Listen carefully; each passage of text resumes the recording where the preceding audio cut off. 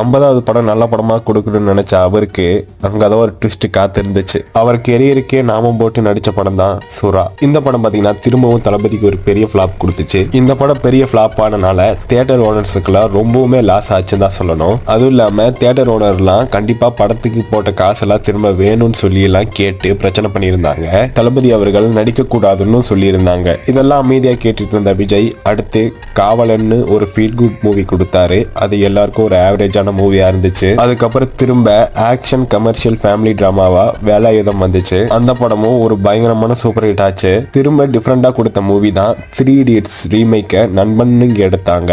உண்மையாலுமே அந்த படம் இப்ப வரைக்கும் எல்லாத்துக்குமே பிடிக்கும். அந்த படத்தோட பாட்டும் சரி, அந்த படத்தோட டைலாக்ஸ் அண்ட் மூவி ஃபுல்லாவும் சரி, ஃப்ரெண்ட்ஷிப்பை ரொம்பவுமே அழகா காட்டியிருப்பாங்க. 50வது படம் ஃபிளாப் ஆனனால அதுக்கடுத்து 3 படமும் ஒரு ஆவரேஜான ஹிட் கொடுத்து தமிழ் மக்களை கவர் பண்ணியிருந்தாங்க. அதுக்கப்புறம் தன்னோட ரசிகர்களுக்காக